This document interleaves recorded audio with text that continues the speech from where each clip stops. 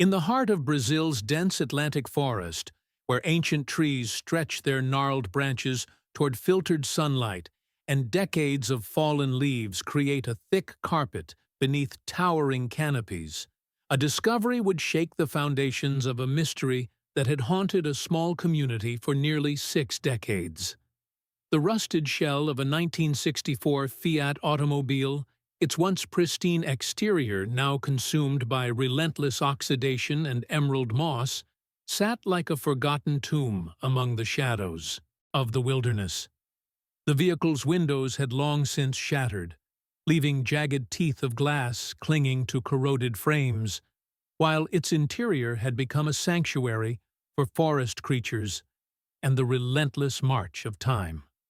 For nearly 60 years, this machine had kept its secrets buried beneath layers of decomposing vegetation and the patient work of nature's reclamation. The steering wheel, once gripped by human hands, now hosted colonies of insects and sprouting fungi. The seats, originally upholstered in the modest fabrics of the 1960s, had disintegrated into unrecognizable fragments that blended seamlessly with the forest floor. Yet despite its deteriorated state, the vehicle's distinctive shape remained unmistakably that of the compact European cars that had begun appearing on Brazilian roads during the economic boom of the early 1960s. The forest itself seemed to have grown around this metallic intruder, as if the wilderness had gradually accepted its presence and incorporated it into the natural order. Vines snaked through the empty window frames, creating living curtains that swayed gently in the humid breeze. The trunk, forced open by decades of expansion and contraction, yawned like a mouth frozen in an eternal scream. Inside, where luggage and personal belongings might once have rested, only darkness remained, punctuated by the occasional glint of morning light filtering through the canopy above. This was not merely an abandoned vehicle.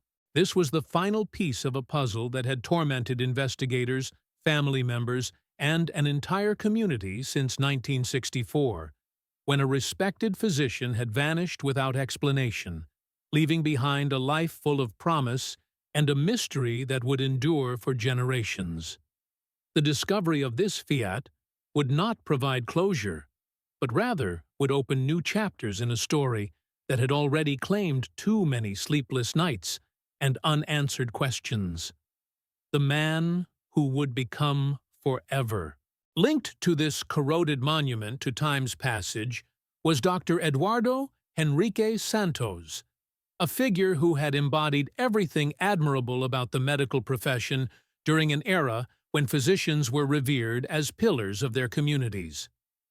At 38 years of age, Dr. Santos possessed the rare combination of intellectual brilliance and genuine compassion that made him not just an effective healer, but a beloved member of the small mountain town where he had chosen to practice medicine. Standing, just over 6 feet tall, with the lean build of a man who believed in maintaining his physical health as rigorously as he tended to his patients' well-being, Dr. Santos commanded respect through his presence alone. His dark hair, always meticulously groomed, despite the long hours he spent at the local hospital and his private clinic, was beginning to show distinguished threads of silver at the temples. His eyes, a deep brown that seemed to hold both wisdom and warmth, had the ability to comfort, frighten children and reassure anxious parents with equal effectiveness. When he spoke, his voice carried the gentle authority of someone who had dedicated his life to healing others, never raising it in anger, but commanding immediate attention whenever medical emergencies demanded swift action. Born into a middle-class family in São Paulo, Eduardo had demonstrated exceptional academic aptitude from an early age. His parents, both educators who valued learning above material possessions, had sacrificed considerably to ensure their son received the finest education available.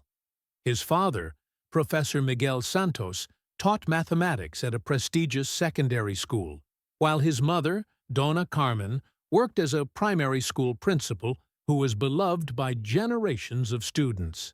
They instilled in Eduardo not only the importance of academic excellence, but also the fundamental principle that true success came from using one's talents to serve others rather than merely accumulating personal wealth or status. Eduardo had not disappointed them.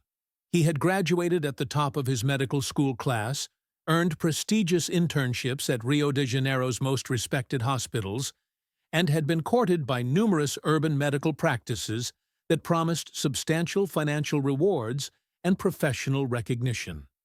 His professors had predicted a brilliant career in specialized medicine, perhaps cardiology or surgery, fields that would have brought him national recognition and substantial income. Several prominent physicians had offered him partnerships in established practices, and pharmaceutical companies had expressed interest in hiring him for research positions that would have provided both financial security and intellectual stimulation. Instead of pursuing the lucrative opportunities available to him in Brazil's major cities, Dr. Santos had made the conscious decision to establish his practice in the mountain community of Vila dos Pinheiros, a town of fewer than 8,000 residents nestled among the rolling hills of Minas Gerais.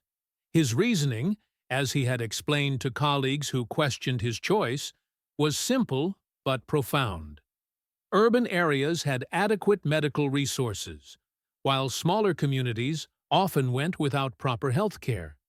He believed his skills could make the greatest difference where they were most needed, and he felt called to serve those who had the least access to quality medical care. The decision had not been made lightly. Eduardo had spent several weeks visiting rural communities throughout Minas Gerais, observing the challenges faced by residents who lacked access to basic medical services. He had seen children suffering from easily preventable diseases, elderly people enduring chronic conditions without proper treatment, and families who could not afford to travel to distant cities for medical care.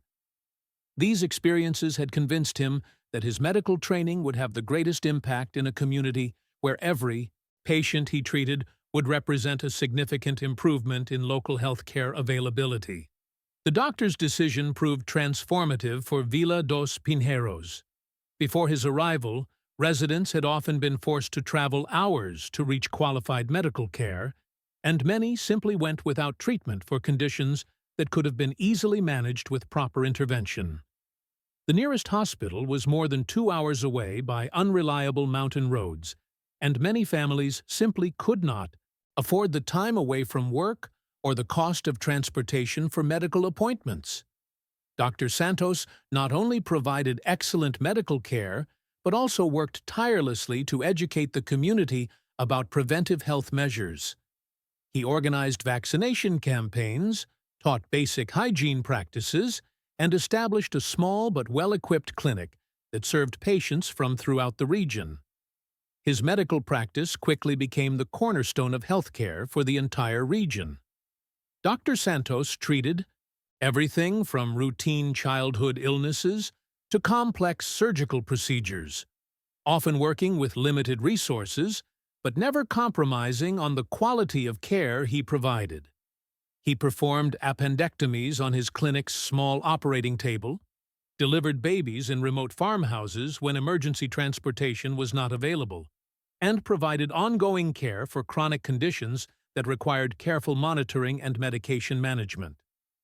Beyond his clinical work, Dr. Santos became an educator and advocate for public health throughout the region. He established a small medical library that was open to other healthcare workers and interested community members, organized regular training sessions for local midwives and traditional healers to help them recognize when patients needed professional medical intervention, and worked with school officials to implement basic health education programs for children. His efforts to promote vaccination and sanitation practices led to dramatic reductions in preventable diseases throughout the community. The doctor's dedication extended beyond normal business hours, as he made himself available for emergency calls at any time of day or night.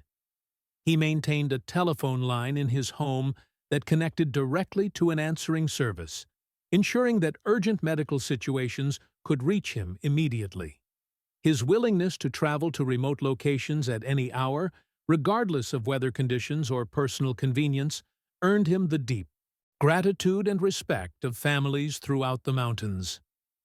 Parents knew they could count on Dr. Santos to respond quickly when their children developed serious illnesses, and elderly residents found comfort in knowing that skilled medical care was always available when needed. His personal life reflected the same thoughtfulness and dedication that characterized his professional endeavors. In 1961, he had married Maria Clara Rodriguez, a school teacher 3 years his junior who shared his commitment to serving their community. Maria Clara, with her gentle manner and quick intelligence, had quickly become as beloved as her husband among the townspeople.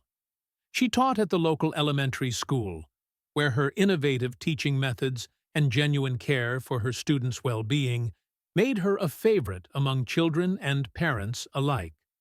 The couple had met during a community health fair that Dr. Santos had organized shortly after establishing his practice in Villa dos Pinheiros. Maria Clara had volunteered to help with administrative tasks and had impressed Eduardo with her organizational skills and her natural ability to communicate with people from all walks of life.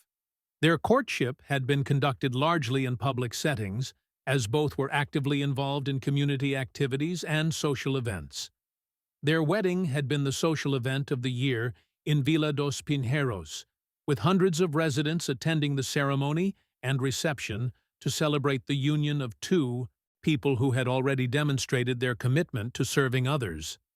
Maria Clara had enthusiastically embraced her role as a physician's wife, understanding that Eduardo's medical responsibilities would often take precedence over personal plans and social activities.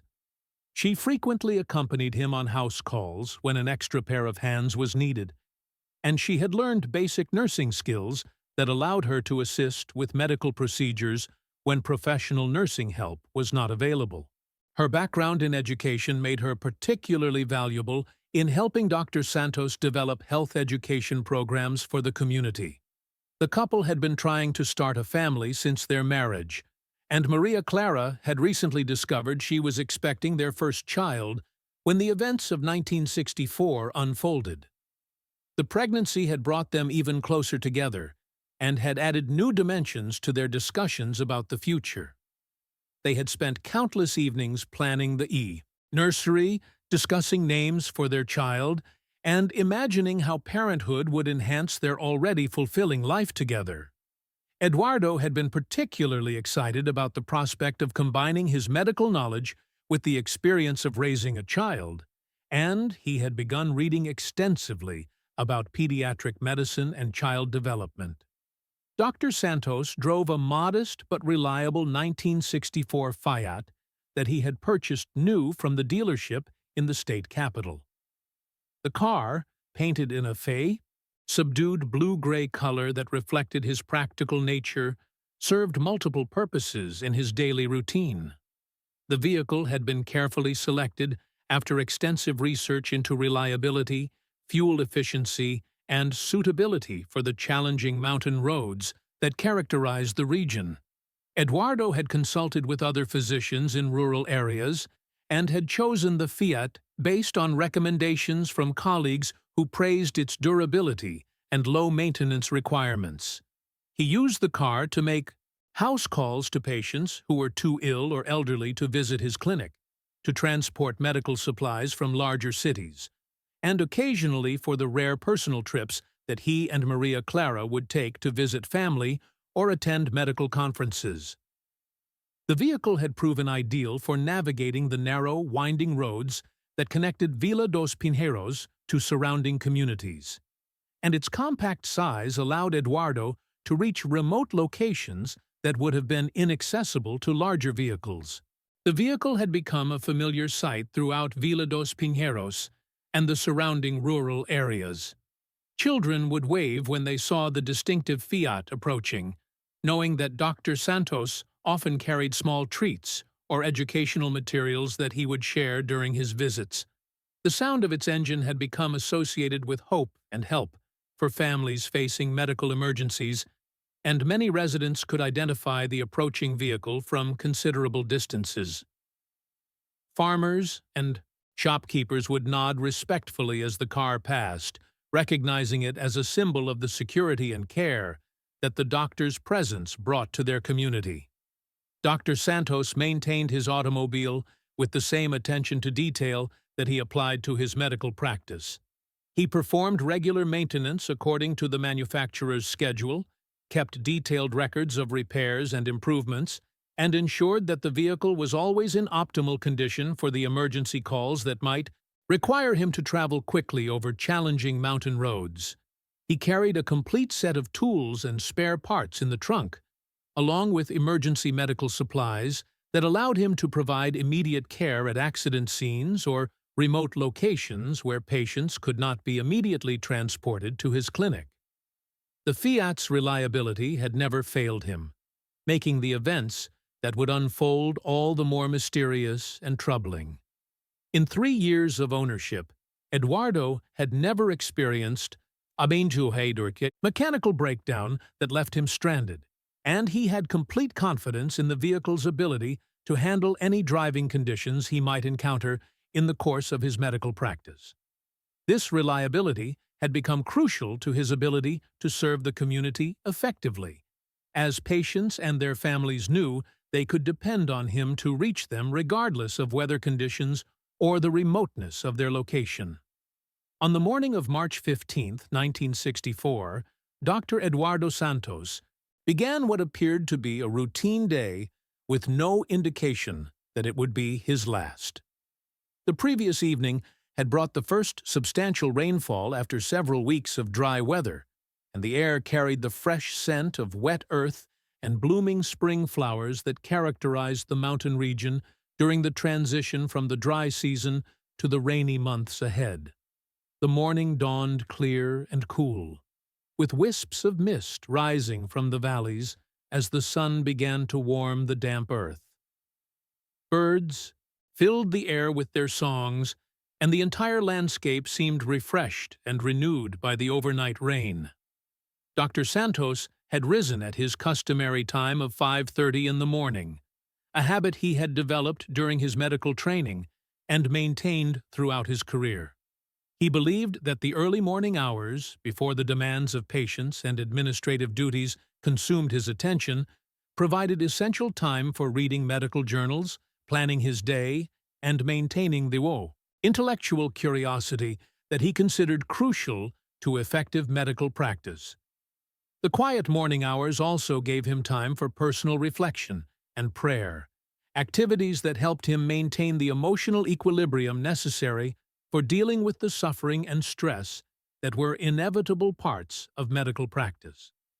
His morning routine was carefully structured to maximize both personal preparation and professional readiness. He would begin with 15 minutes of physical exercise, simple calisthenics that helped him maintain the physical fitness necessary for long days of demanding medical work. This was followed by a review of the previous day's patient notes and preparation for scheduled appointments, ensuring that he was fully prepared to address each patient's needs effectively. He would then spend time reading current medical literature, keeping abreast of new developments in treatment techniques and medical research that might benefit his patients. Maria Clara, now showing the early signs of her pregnancy with morning sickness that had begun to affect her daily routine, had nevertheless prepared his usual breakfast of fresh fruit, coffee, and bread with local cheese. Despite feeling unwell, she had insisted on maintaining their morning ritual of sharing breakfast together while discussing their plans for the day. The couple had spent these quiet morning moments discussing plans for converting the small spare room in their modest home into a nursery, examining fabric samples that Maria Clara had collected for potential curtains, and reviewing a list of essential baby items that they would need to acquire before their child's arrival. They had been married for 3 years, and the prospect of becoming parents had brought them even closer together, while adding new dimensions to their shared dreams for the future. Eduardo had been reading everything he could find about pregnancy and childbirth, wanting to be as knowledgeable as possible about his wife's condition and the medical aspects of their child's development. He had already begun planning modifications to his clinic that would allow him to provide obstetric services to other expectant mothers in the community, recognizing that Maria Clara's pregnancy had highlighted the need for local maternity care. The conversation that morning had been particularly animated as they discussed potential names for their child and tried to imagine what their son or daughter might look like. Eduardo had expressed his hope that the child would inherit Maria Clara's gentle nature and artistic sensibilities, while Maria Clara had laughingly insisted that she wanted their child to have Eduardo's intelligence and dedication to helping others.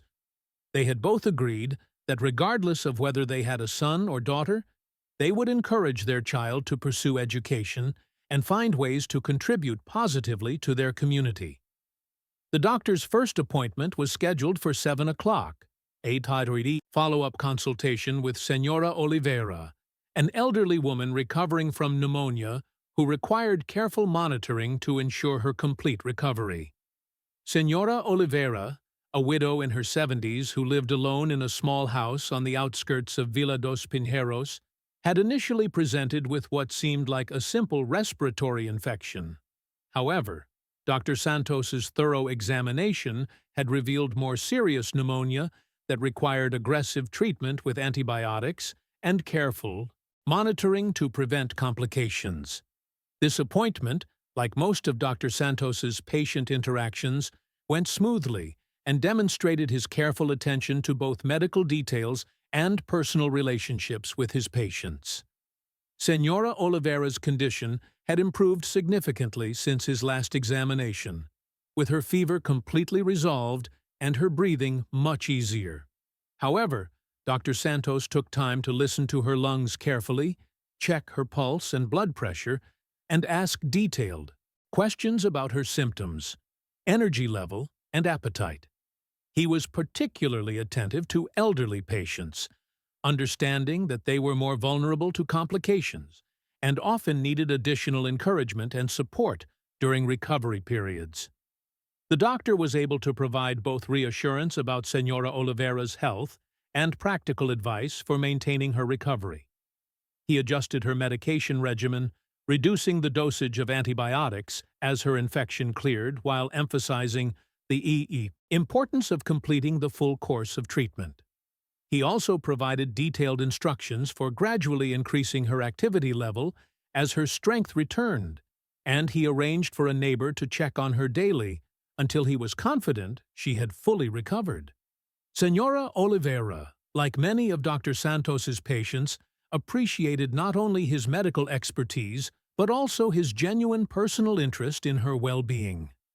He always asked about her family, her daily activities, and any concerns she might have about her health or living situation. This personal attention made patients feel valued as individuals rather than simply medical cases, and it contributed significantly to the trust and affection that the community felt for their physician. The morning progressed with a steady stream of patients, each receiving Dr. Santos's complete attention and careful consideration. His approach to patient care was thorough and unhurried, reflecting his belief that effective medicine required adequate time to understand each patient's unique situation and needs. He never made patients feel rushed or dismissed their concerns as unimportant, even when dealing with minor ailments that required simple treatments.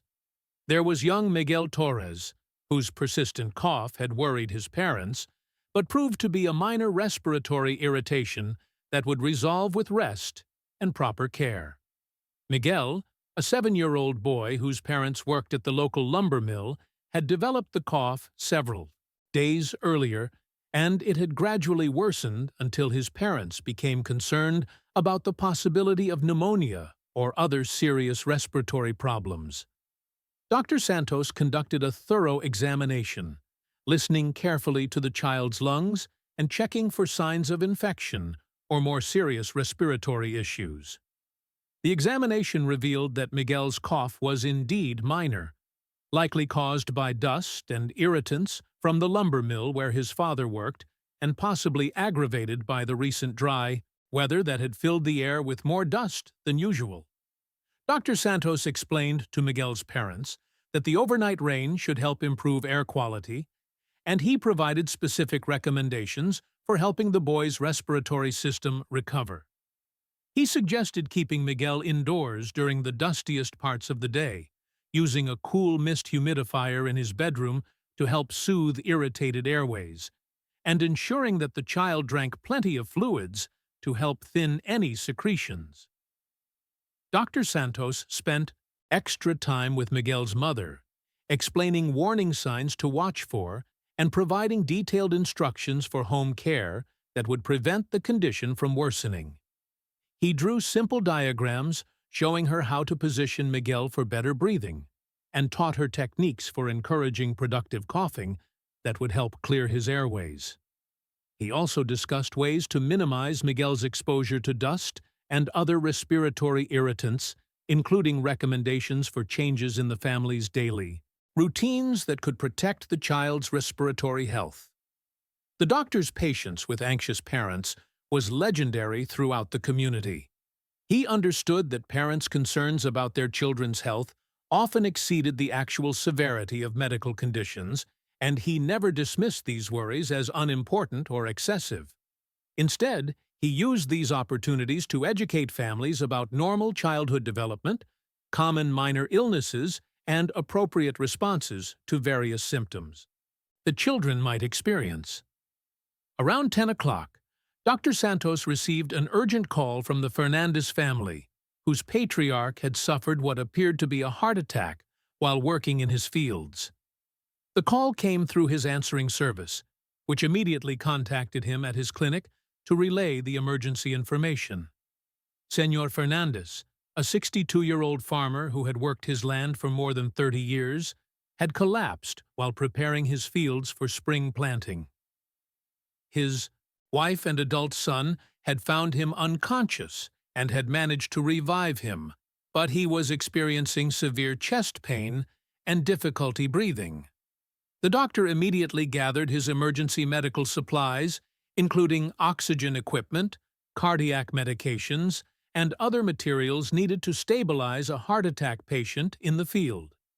His emergency medical kit was always prepared for such situations, containing everything necessary to provide initial treatment for the most common life-threatening conditions encountered in rural practice.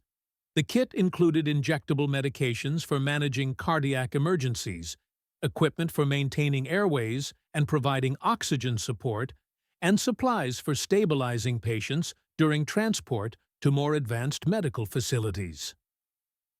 Dr. Santos departed in his FIAT for the 20-minute drive to the Fernandez farm, located in the rural area outside Villa dos Pinheiros, where many families maintained small agricultural operations. The route to the farm involved navigating several kilometers of unpaved mountain roads that became treacherous during rainy weather but were generally manageable in dry conditions. The previous night's rain had made the roads somewhat muddy, but the Fiat's reliable performance and Eduardo's familiarity with the terrain allowed him to reach the farm without difficulty. The case proved more complex than initially anticipated, requiring Dr. Santos to draw upon all his medical training and emergency response experience. Senor Fernandez had indeed suffered a cardiac episode, but by the time Dr. Santos arrived, the immediate crisis had stabilized somewhat. However, the doctor's careful examination revealed underlying cardiovascular issues that were more serious than the family had realized, and that required immediate attention to prevent future, potentially fatal cardiac events. Dr. Santos found Senor Fernandez conscious but weak, experiencing intermittent chest pain and showing signs of cardiovascular stress that indicated significant underlying heart disease. The patient's pulse was irregular, his blood pressure was dangerously elevated, and he showed signs of fluid retention that suggested possible heart failure. The doctor immediately administered medications to stabilize the patient's condition and began preparations for emergency transport to a hospital with advanced cardiac care capabilities. However, the complexity of Senor Fernandez's condition required extensive consultation with the family about treatment options and careful coordination with emergency transport services and the receiving hospital. Dr. Santos spent nearly 2 hours with the family, explaining the situation in terms they could understand, discussing the benefits and risks of various treatment approaches, and ensuring that they were prepared for the challenges ahead. He also had to coordinate with an ambulance service from the state capital and with cardiologists at the regional hospital to ensure that Senor Fernandez would receive appropriate care upon arrival. The doctor's handling of this emergency demonstrated his exceptional ability to manage complex medical situations with limited resources while maintaining clear communication with patients and families under stress. He not only provided excellent immediate medical care, but also served as an educator and counselor, helping the Fernandez family understand their patriarch's condition and prepare emotionally for the treatment process ahead. The time Dr. Santos completed his care of Senor Fernandez and ensured his safe transport to the regional hospital, it was past noon, and he had missed his planned lunch with Maria Clara. The emergency had consumed much more time than originally anticipated, but Eduardo felt satisfied that he had provided the best possible care under challenging circumstances. His receptionist, Senora Costa, informed him that several patients had called requesting appointments, and 2 emergency cases had presented themselves at the clinic during his absence. Despite his fatigue and hunger after the demanding morning emergency call, Dr. Santos immediately began seeing the patients who had waited for his return. This dedication to his patients' needs, even when he was tired or stressed, exemplified the qualities that had made him so beloved in the community. He never allowed personal discomfort or inconvenience to affect the quality of care he provided, and he always made patients feel that their needs were his primary concern. The afternoon brought a variety of medical challenges that showcased both Dr. Santos's expertise and his dedication to comprehensive patient care. His approach to each case was methodical and thorough, reflecting years of medical training and practical experience in rural medicine. He treated each patient as an individual with unique needs and circumstances, taking time to understand not only their immediate medical concerns, but also their personal situations and how health issues affected their daily lives. There was a construction worker named Carlos who had suffered a deep laceration on his forearm while working on a new building project in Villa dos Pinheiros. The injury had occurred when a piece of metal roofing material had shifted unexpectedly, catching Carlos's arm and creating a wound that was deep enough to expose underlying muscle tissue. The injury required careful cleaning, examination for potential damage to nerves and blood vessels, and precise suturing to ensure proper healing and minimize scarring. Dr. Santos took great care in treating Carlos's injury, first administering local anesthesia to minimize pain during the treatment process. He then meticulously cleaned the wound, examining it carefully for signs of debris or foreign material that might cause infection or interfere with healing. The suturing process required nearly 45 minutes, as the doctor took time to align tissue layers properly and ensure that the wound edges were positioned for optimal healing with minimal scarring. Throughout the treatment, Dr. Santos explained each step of the process to Carlos, helping the patient understand what was being done and why each aspect of treatment was important. He also provided detailed instructions for wound care, including information about keeping the sutures clean and dry, recognizing signs of infection that would require immediate medical attention, and managing pain during the healing process. He scheduled follow-up appointments to monitor healing progress and ensure that the sutures could be removed at the appropriate time. Another patient was a young mother named Lucia, who was concerned about her infant daughter's feeding difficulties. The 3-month-old baby had been experiencing problems with nursing and bottle feeding, often rejecting food and crying excessively during feeding times. Lucia had become increasingly worried about her daughter's weight gain and overall development, and she was exhausted from dealing with the feeding challenges and the baby's apparent discomfort.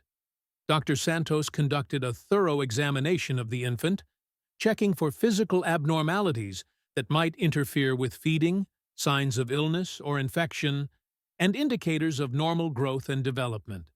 He also spent considerable time observing the baby's behavior and interviewing Lucia about feeding patterns, the child's sleeping habits, and other aspects of daily care that might affect the infant's well-being.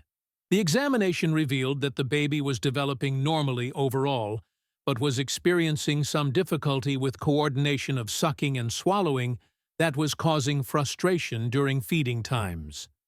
Dr. Santos explained that this was a relatively common issue that often resolved as infants' nervous systems matured. But he also provided specific techniques that could help make feeding more successful and less stressful for both mother and child. He demonstrated positioning, techniques that would make nursing easier for the baby, suggested modifications to feeding schedules that might reduce the infant's frustration, and provided information about supplemental feeding methods that could ensure adequate nutrition while the baby's feeding skills continued to develop. He also offered reassurance to Lucia, who had begun to worry that she was somehow failing as a mother because of the feeding difficulties. The third significant case of the afternoon involved an elderly man named Senor Pereira, whose diabetes required careful adjustment of his medication regimen. Senor Pereira had been managing his diabetes with insulin injections for several years, but recent changes in his diet, activity level, and overall health status had made it necessary to modify his treatment approach. The patient had been experiencing episodes of both high and low blood sugar that indicated his current medication dosage was no longer appropriate for his changing needs. Dr. Santos reviewed Senor Pereira's blood sugar records for the past several weeks, looking for patterns that would indicate the best approach to adjusting his treatment. He also conducted a comprehensive physical examination to assess the patient's overall health status and check for complications of diabetes that might affect treatment decisions. The evaluation included examination of the patient's feet for signs of diabetic neuropathy, assessment of his vision for diabetic retinopathy, and evaluation of his cardiovascular system for diabetes-related complications. Based on this comprehensive assessment, Dr. Santos developed a modified treatment plan that included changes to insulin dosages, recommendations for dietary modifications, and a schedule for more frequent monitoring of blood sugar levels until the new regimen was stabilized.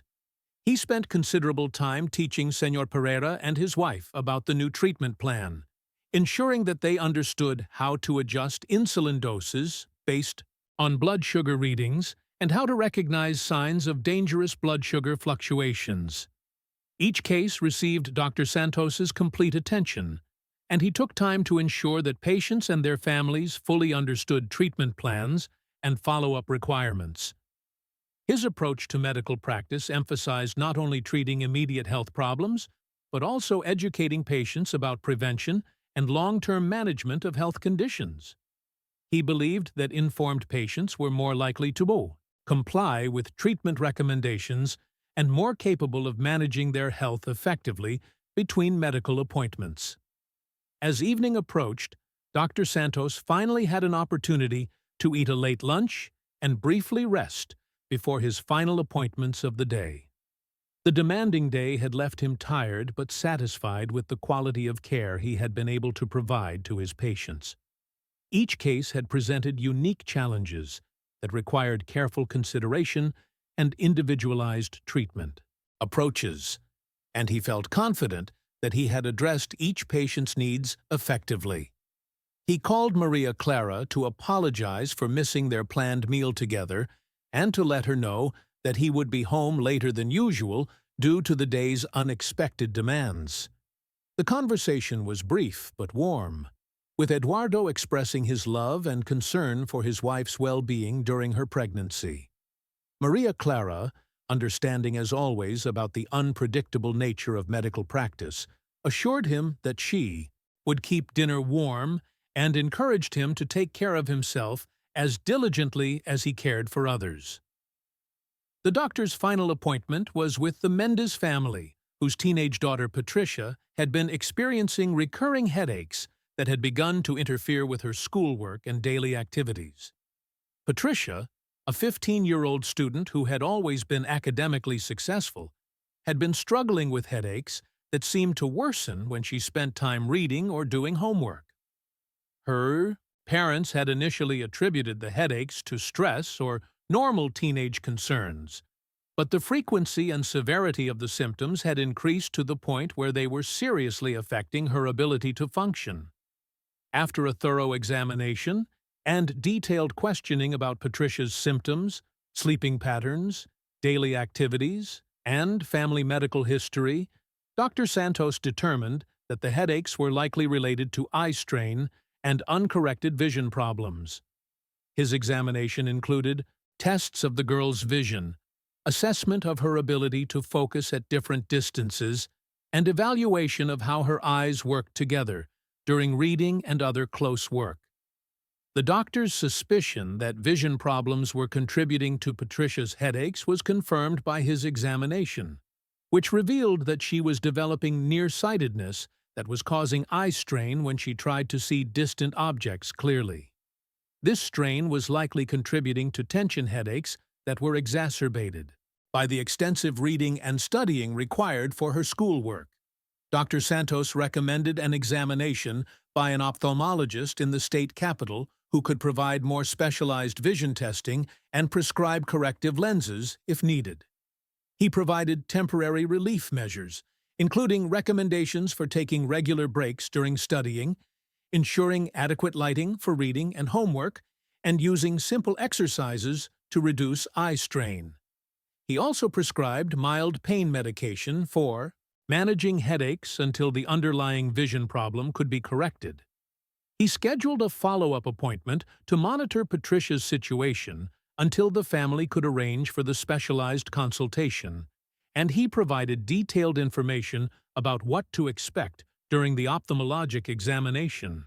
His explanation helped reduce Patricia's anxiety about the upcoming specialist visit and gave her parents confidence that the problem was manageable and not indicative of any serious underlying health issues. By 7 o'clock in the evening, Dr. Santos had completed his scheduled appointments and finished the necessary paperwork documenting the day's patient encounters. His medical records were always meticulously maintained, with detailed notes about each patient's condition, treatment provided, and plans for follow-up care. This careful documentation served multiple purposes. It ensured continuity of care for patients, provided legal protection for his medical practice, and created a valuable resource for tracking health trends in the community. He gathered his medical bag, ensuring that it was restocked with supplies that might be needed for emergency calls during the night, locked the clinic securely, and walked to where his FIAT was parked on the quiet street outside his office. The evening air was cool and pleasant, with the fresh scent of rain-washed vegetation still lingering from the previous night's precipitation. Several townspeople greeted him as he prepared to leave, commenting on the beautiful evening weather and thanking him for his continued service to their community. These brief interactions with community members were one of the aspects of rural medical practice that Dr. Santos found most rewarding. Unlike physicians in large cities who might rarely encounter their patients outside of clinical settings, he was an integral part of the community's daily life. People knew him not just as a medical professional, but as a neighbor, friend, and fellow, community member who shared their concerns about local issues and participated in community activities. The doctor started his car, listening as always to the sound of the engine to ensure that everything was functioning normally, and began the short drive home, looking forward to dinner with Maria Clara and perhaps an hour of reading before bed.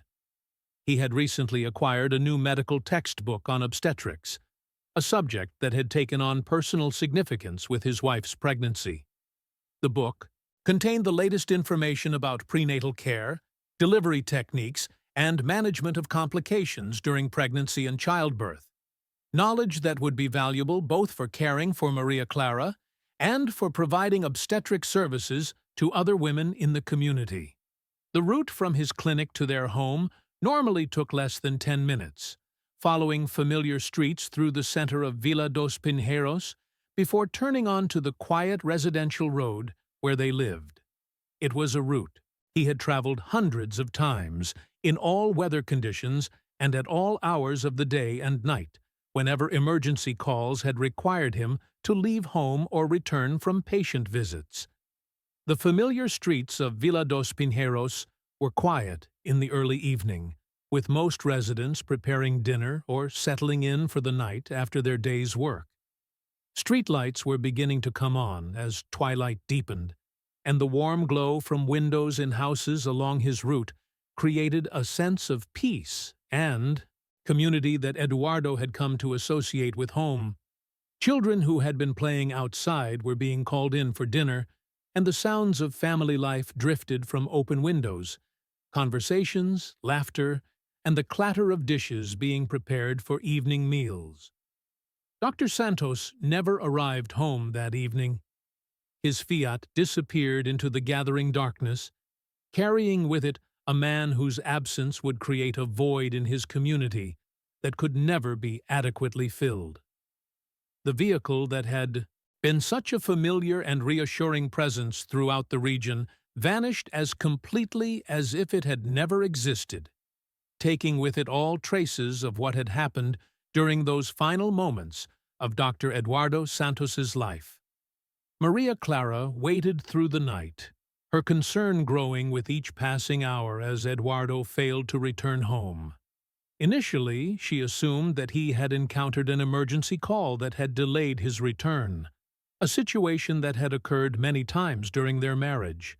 However, as midnight passed, and then the early morning hours without any word from her husband, her worry transformed into genuine fear that something terrible had happened.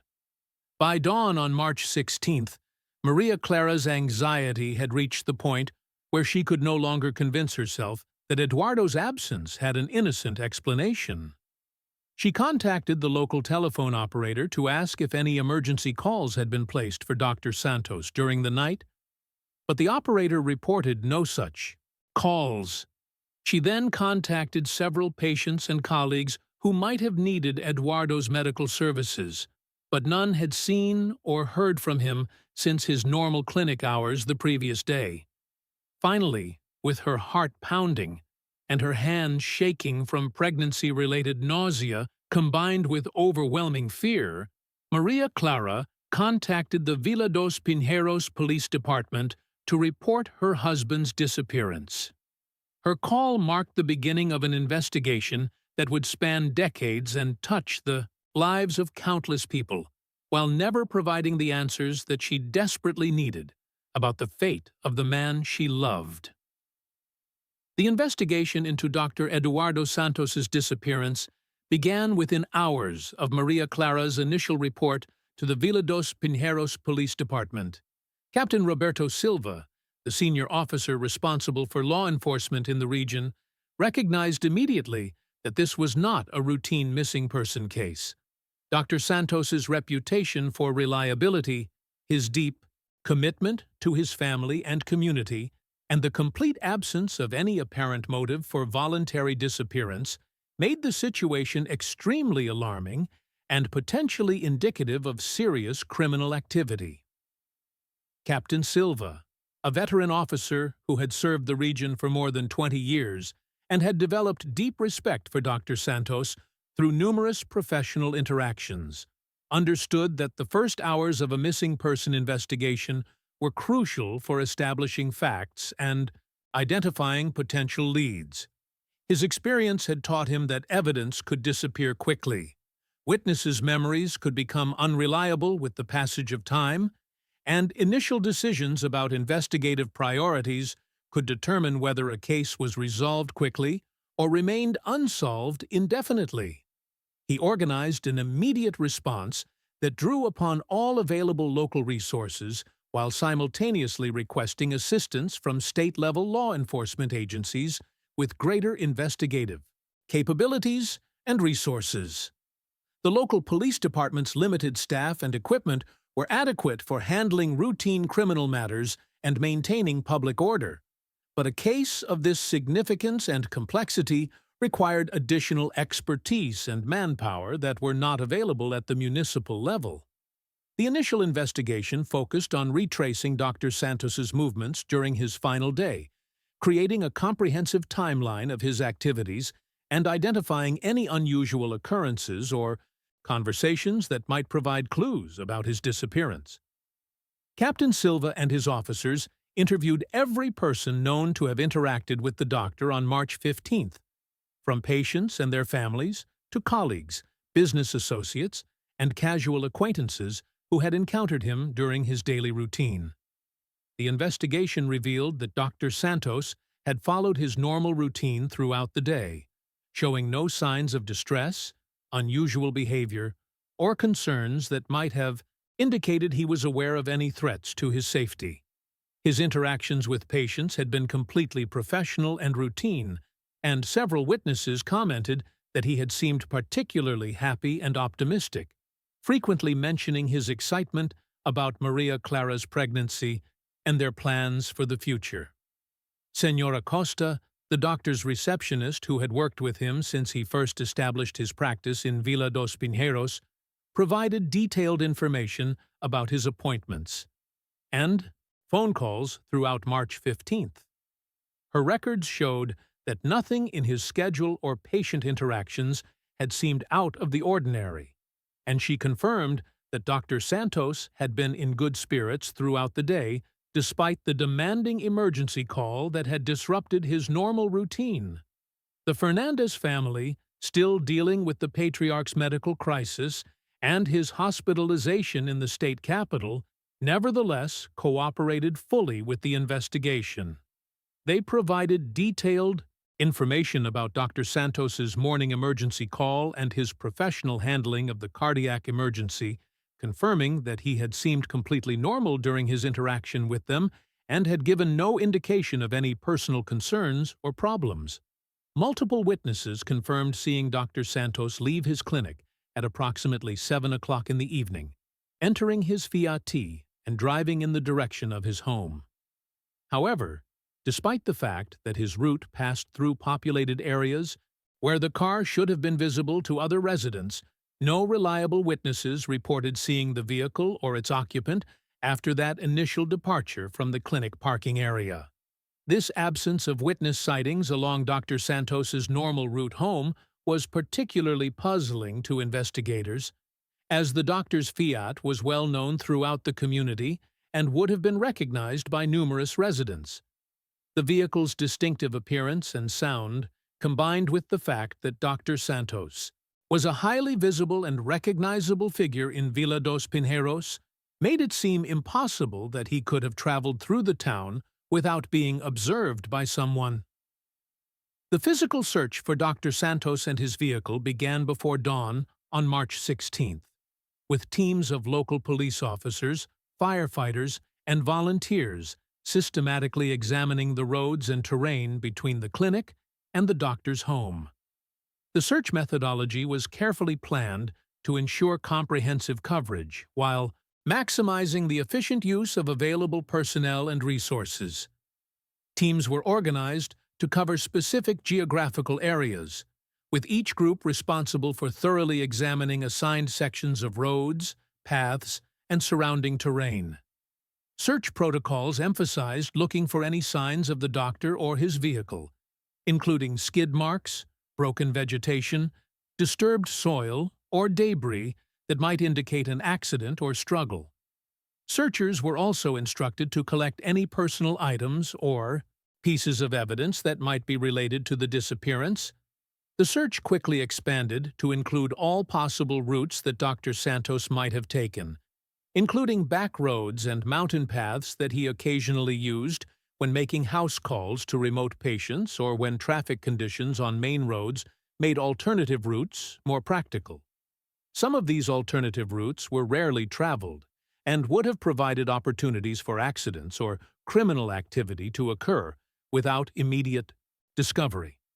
Search teams paid particular attention to areas where mechanical failure or an accident might have caused the Fiat to leave the roadway.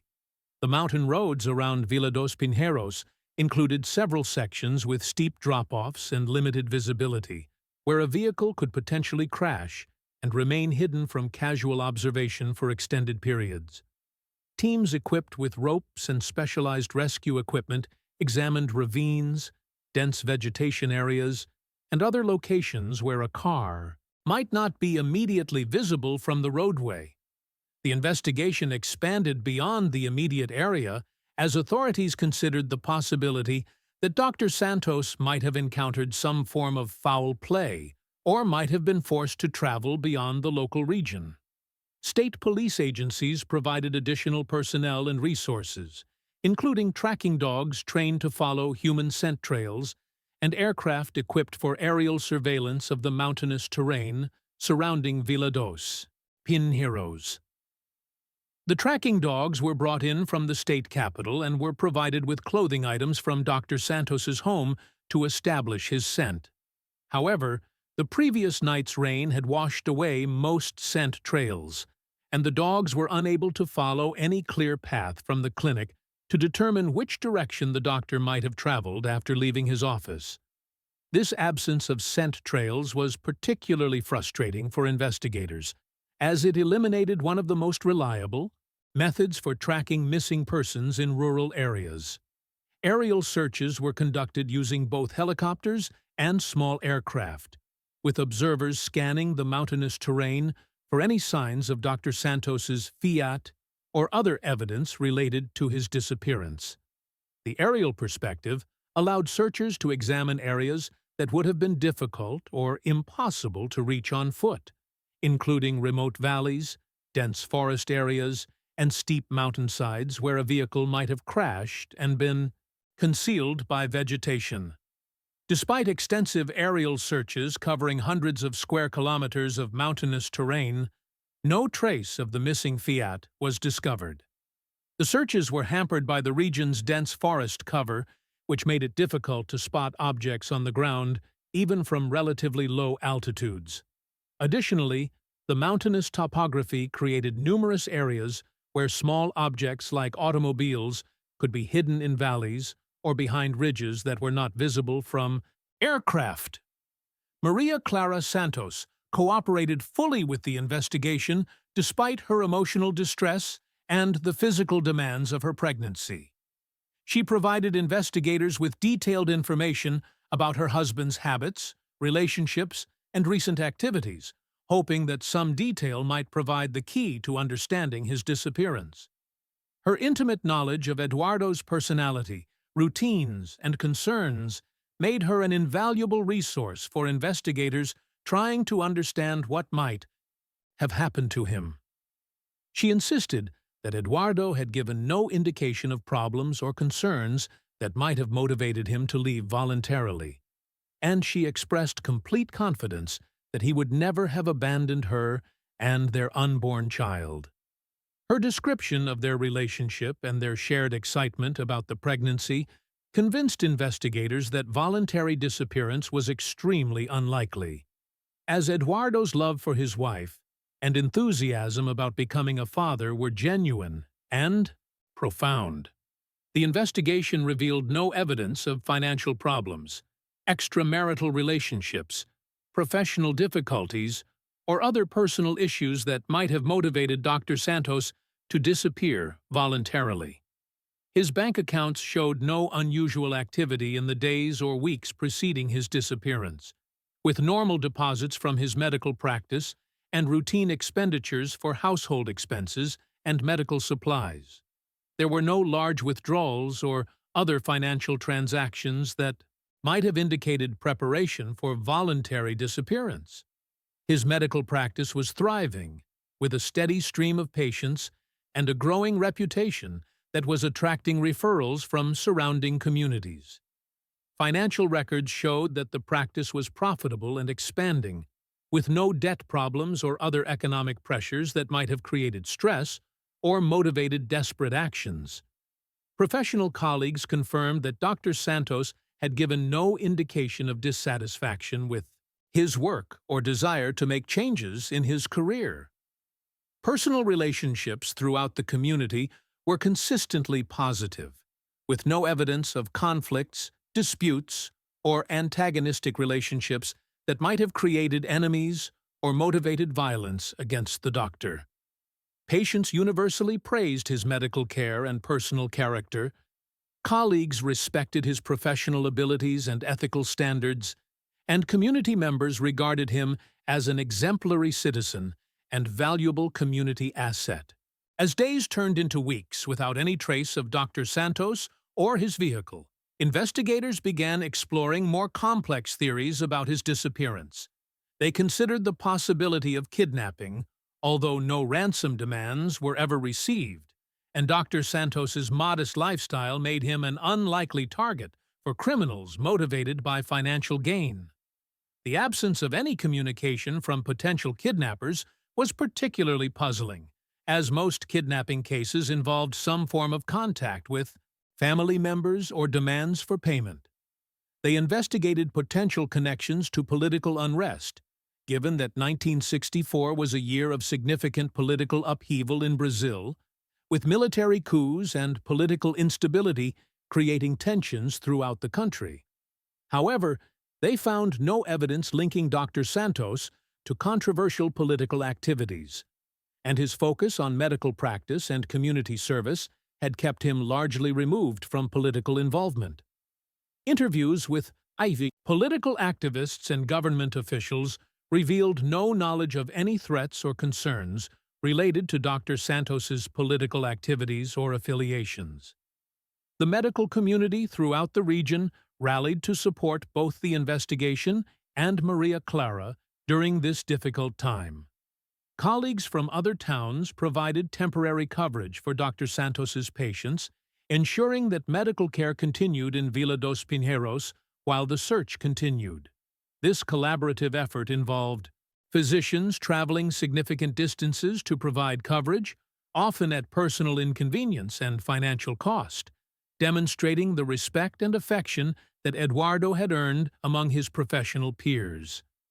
Medical associations offered substantial rewards for information leading to the doctor's safe return, and professional journals published appeals for any information that might assist in the investigation. These efforts succeeded in bringing national attention to the case and generated numerous tips and potential leads from throughout Brazil, although none ultimately provided breakthrough information about Dr. Santos's fate. Local residents organized their own search efforts, with groups of volunteers systematically examining areas that might have been overlooked by official search teams. These civilian efforts continued for months, with dedicated community members refusing to abandon hope that Dr. Santos might still be found alive.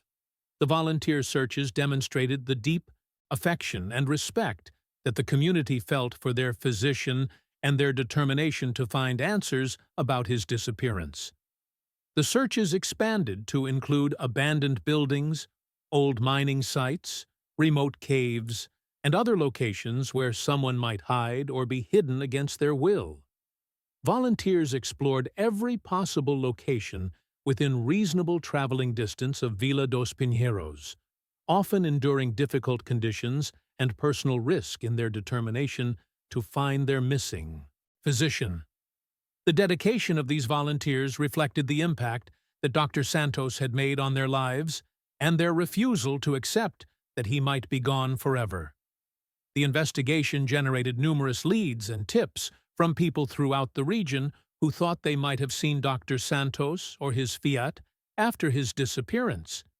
Each potential sighting was thoroughly investigated, with officers traveling to interview witnesses and examine locations where the doctor might have been seen. However, none of these reports proved to provide genuine evidence about the doctor's fate, and most were ultimately determined to involve cases of mistaken identity or inaccurate recollections. Some reports described men resembling Dr. Santos in distant cities, while others claimed to have seen vehicles matching his Fiat's description in various locations throughout Brazil. The investigation of these sightings consumed considerable resources and generated false hope among family members and community residents. But the lack of corroborating evidence made it impossible to confirm any of the reported sightings as genuine. One particularly promising lead came from a truck driver who reported seeing a Fiat matching Dr. Santos's vehicle parked alongside a remote mountain road, approximately 50 kilometers from Vila dos Pinheiros, on the morning of March 16th. The driver, who regularly traveled the route between mountain communities and was familiar with local traffic patterns, insisted that the car had not been there during his previous trip 2 days earlier, and that its presence in such a remote location had seemed unusual enough to catch his attention. The location described by the truck driver was thoroughly investigated, with search teams examining the area for any trace of the vehicle or other evidence related to Dr. Santos's disappearance. However, when investigators reached the location, they found no physical evidence that any vehicle had ever been present there. The absence of tire tracks, broken vegetation, or other signs that would normally indicate a vehicle's presence raised questions about the accuracy of the truck driver's recollection, or the possibility that he had been mistaken about the location or timing of his observation. Another lead emerged from a gas station attendant in a town 2 hours' drive from Vila dos Pinheiros, who believed he had served Dr. Santos on the evening of his disappearance. The attendant described a man matching the doctor's general appearance, who had purchased fuel and seemed nervous or distressed, looking around frequently and appearing anxious to complete his transaction quickly and leave the area.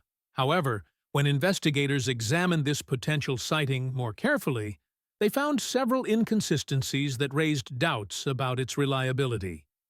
The attendant's description of the customer's behavior was inconsistent with Dr. Santos's normal, calm demeanor, and other details of his account, including the type of vehicle and the time of the transaction, could not be verified through available records or corroborating evidence. Additionally, the distance involved would have required Dr. Santos to travel far from his normal route home, with no apparent explanation for such a deviation. As months passed without resolution, the investigation gradually shifted from an active search to a case that remained officially open but received reduced resources and attention. Captain Silva continued to follow up on new leads and maintained regular contact with Maria Clara, but the lack of physical evidence or credible witness accounts made progress increasingly difficult. The demands of other criminal cases and routine law enforcement duties limited the time and resources that could be devoted to the increasingly cold case. However, Captain Silva never completely abandoned his commitment to solving the mystery of Dr. Santos's disappearance. He maintained detailed files on every aspect of the investigation, continued to review evidence periodically for previously overlooked clues, and remained available to pursue any new leads that might emerge. His personal respect for Dr. Santos and his sympathy for Maria Clara's situation motivated him to continue working on the case long after official priorities had shifted to more recent criminal matters. The mystery of Dr. Eduardo Santos's disappearance became a defining event in the history of Vila dos Pinheiros, creating a sense of unease and vulnerability that persisted long after the initial shock had faded. The realization that someone as respected and beloved as their physician could simply vanish without explanation shattered the community's sense of security and safety, forcing residents to confront the possibility that their small mountain town was not as isolated from danger and criminal activity as they had believed. Residents found themselves looking over their shoulders, questioning whether their small community was as safe as they had always assumed.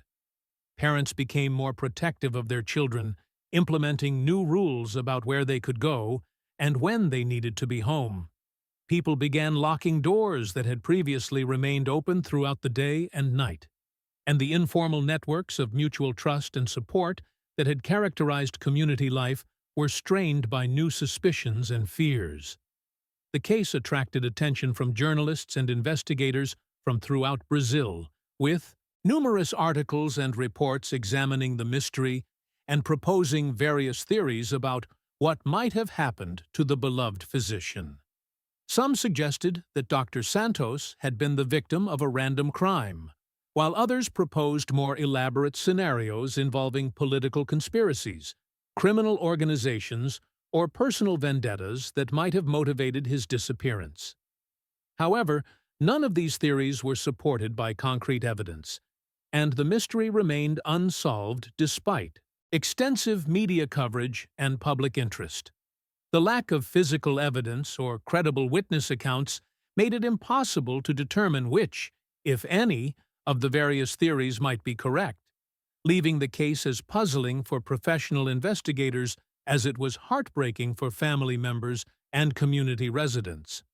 For nearly 60 years, the disappearance of Dr. Eduardo Santos remained one of Brazil's most perplexing missing person cases. The investigation file grew thick with reports, interviews, follow-up investigations, and analyses of potential evidence. But the central questions remained unanswered. What had happened to Dr. Santos during his short drive home on the evening of March 15, 1964? Where was his FIAT? Was he still alive somewhere? Or had he died soon after his disappearance?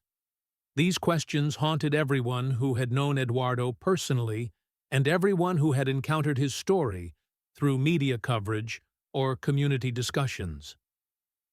The absence of answers created a particular kind of suffering for those who cared about him, as they were unable to grieve properly or find closure while fundamental questions about his fate remained unresolved.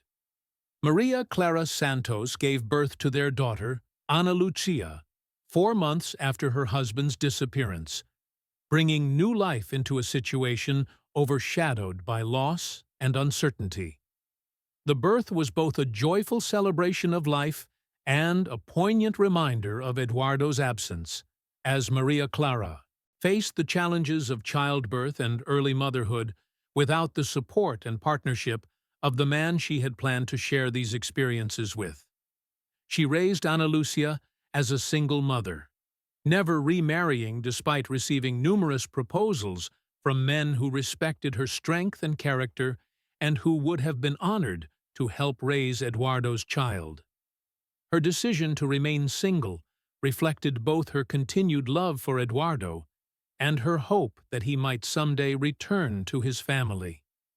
She maintained contact with Vila dos Pinheiros and continued to correspond with Captain Silva about the ongoing investigation, never abandoning hope that someday answers might emerge about her husband's fate.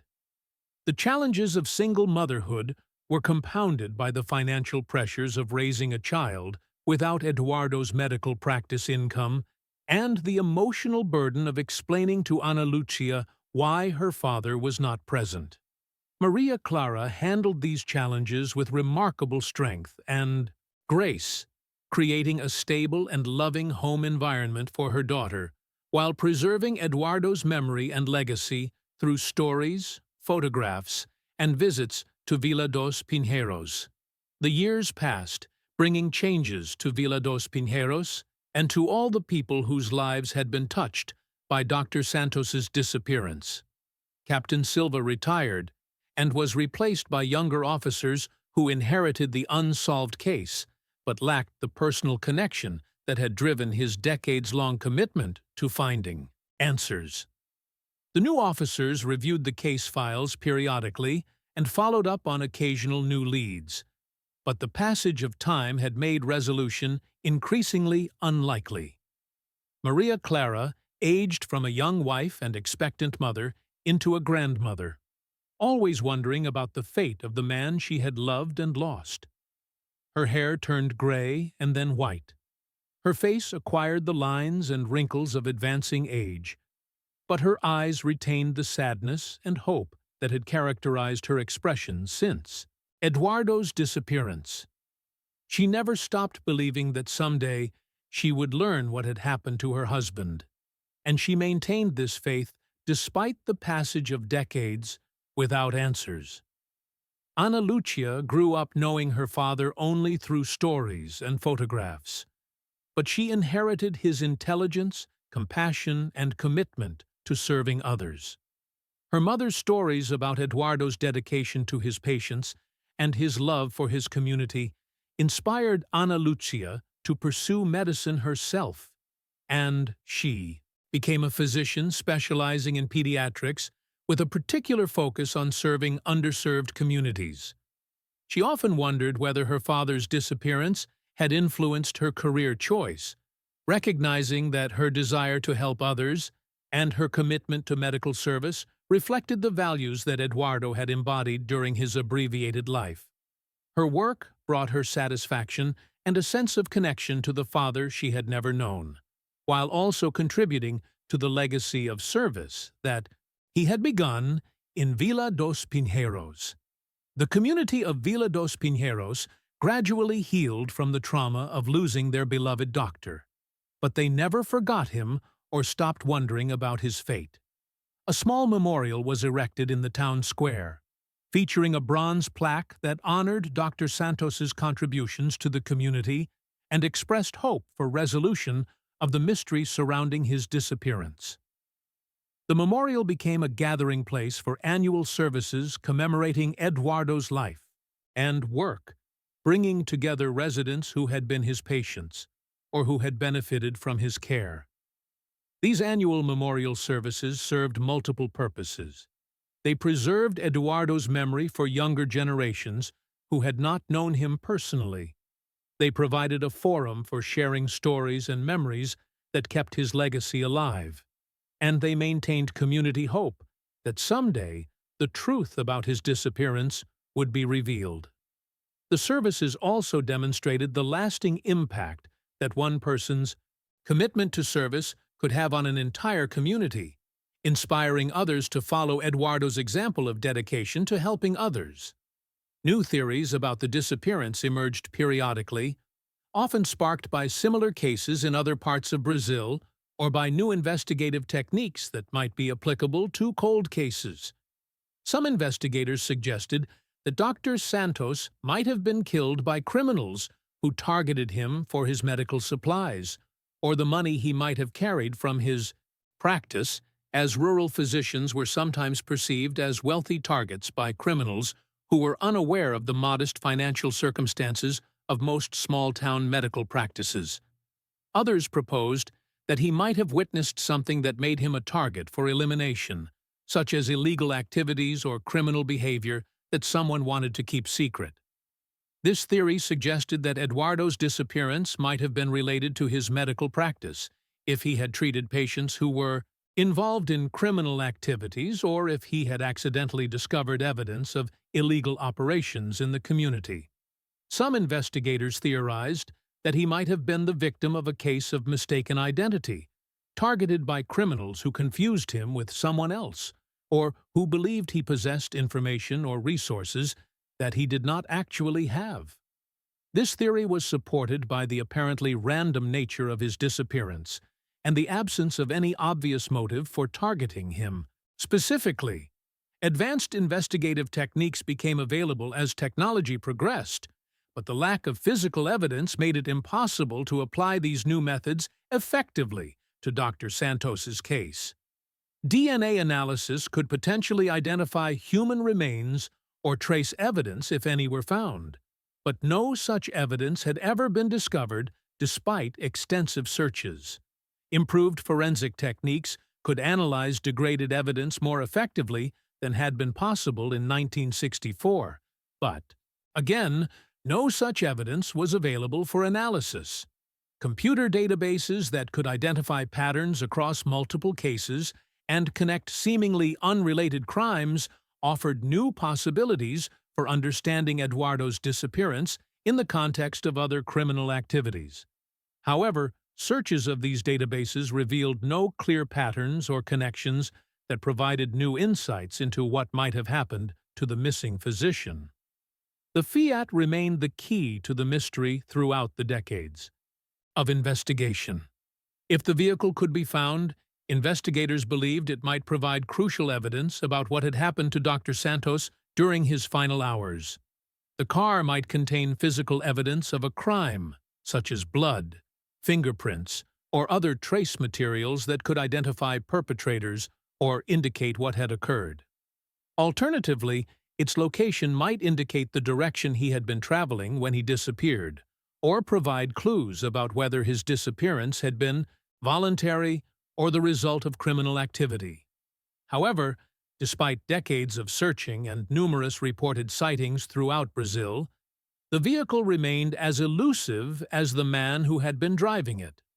The FIAT's disappearance was almost as complete and mysterious as Eduardo's own vanishing, leaving investigators with no physical evidence to examine and no leads to follow in their efforts to solve the case. Some investigators theorized that the FIAT had been hidden deliberately, either by Dr. Santos himself if he had chosen to disappear voluntarily, or by someone who had harmed him and wanted to conceal evidence of the crime. The deliberate concealment theory was supported by the complete absence of any trace of the vehicle despite extensive searches, suggesting that considerable effort had been made to ensure it would not be discovered accidentally. Others suggested that the vehicle might have been destroyed shortly after the disappearance, eliminating the most important piece of physical evidence in the case. This theory proposed that criminals might have dismantled the car, burned it, or disposed of it in a way that would prevent its discovery and eliminate evidence of their involvement in Eduardo's disappearance. The possibility that Dr. Santos had chosen to disappear voluntarily was considered periodically throughout the investigation, but was ultimately rejected by most investigators and everyone who knew him personally. His deep love for Maria Clara, his excitement about becoming a father, his commitment to his patients, and his strong moral character all argued strongly against voluntary disappearance. Moreover, he had no apparent motive for abandoning his life, and his lack of preparation for such a dramatic change made this scenario highly unlikely. The voluntary disappearance theory also failed to explain the complete absence of any subsequent contact with family members or the medical community, as it seemed impossible that someone with Eduardo's compassionate nature could have remained hidden while knowing about the suffering. His absence was causing his wife, unborn child, and patients who depended on his care. As the 50th anniversary of Dr. Santos's disappearance approached, the case received renewed attention from journalists and amateur investigators who hoped that fresh perspectives might reveal previously overlooked clues.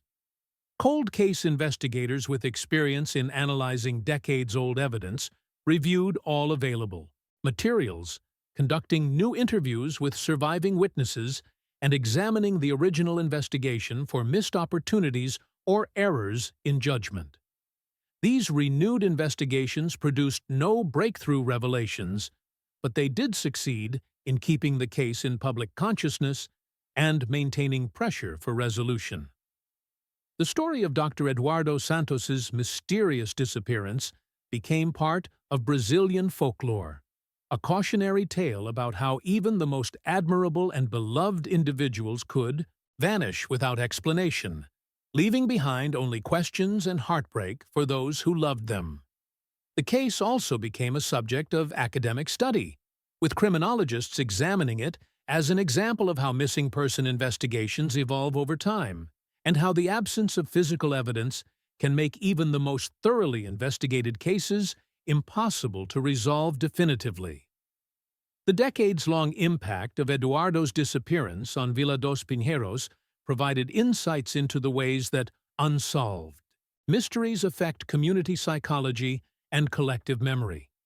The discovery that would finally provide some answers to the decades-old mystery came not through sophisticated investigative techniques or dramatic revelations, but through the simple actions of environmental researchers conducting a routine survey of forest preservation areas.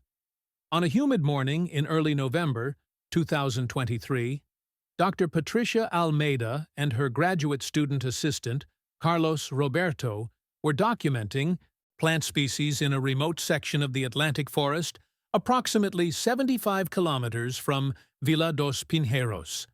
Dr. Almeida, a botanist specializing in forest ecology and regeneration patterns, had been awarded a research grant to study the recovery patterns of secondary forest growth in areas that had been disturbed by human activity decades earlier.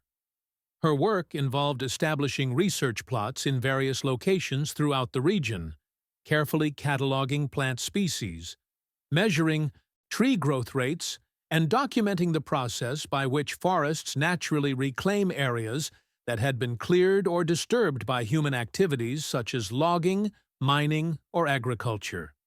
The research methodology required systematic ground-level observations and measurements that brought the team into intimate contact with forest floor conditions and vegetation patterns. Unlike aerial surveys or remote sensing techniques that could provide broad overviews of forest conditions, Dr. Almeida's work required detailed examination of individual trees, understory plants, and soil conditions that could only be accomplished through direct field observation. The research team had been working in the area for 3 days, establishing measurement plots and collecting specimens, when Carlos noticed what appeared to be an unusual geometric shape partially concealed beneath dense vegetation.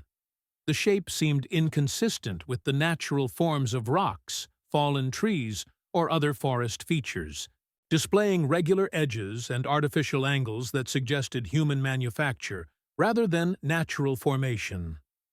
At first glance, the object appeared to be a large boulder or natural rock formation covered by decades of accumulated leaf litter and plant growth. However, something about its regular edges and artificial appearance caught Carlos's attention and prompted closer investigation. His training in environmental science had taught him to observe carefully and to notice details that might escape casual observation, skills that proved crucial in recognizing the significance of what they had discovered. As Carlos carefully cleared away decades of accumulated leaf litter, fallen branches, and creeping vines, the unmistakable outline of an automobile began to emerge from its natural camouflage. The vehicle was so thoroughly integrated into the forest environment that it might have remained hidden indefinitely if not for the systematic ground-level observations required by the FIAT Botanical Research Project. The discovery demonstrated how completely nature could reclaim and conceal human artifacts when given sufficient time and appropriate environmental conditions. Dr. Almeida immediately recognized the significance of the discovery and contacted local authorities before attempting to examine the vehicle more thoroughly. Her scientific training had taught her the importance of preserving potential evidence and following proper protocols when discoveries might be related to criminal investigations. She understood that what they had found might be related to a crime or missing person case, and she was careful to preserve the scene while documenting the initial discovery with photographs and detailed notes about the location and condition of the vehicle. The FIAT sat in a small natural clearing surrounded by mature trees that suggested the area had been relatively open when the vehicle first arrived. The current forest composition indicated that the clearing had gradually been filled in by natural forest regeneration, with saplings growing up around and through the automobile until it became an integral part of the woodland landscape. This process of natural reclamation had been so complete that the vehicle had become virtually invisible from ground level, camouflaged by layers of moss, lichens, and creeping vegetation.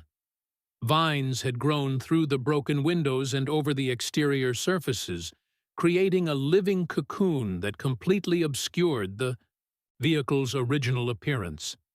Moss and lichens covered every exposed metal surface, with a thick green carpet that made the automobile appear to be a natural feature of the forest floor.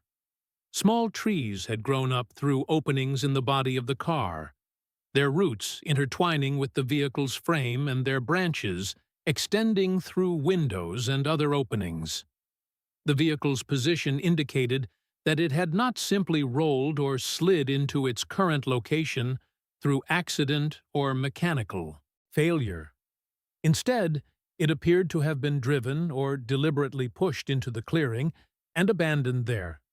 The front of the car faced away from any visible roads or paths, and there was no obvious route by which the vehicle could have reached its final resting place without deliberate human effort to navigate difficult terrain.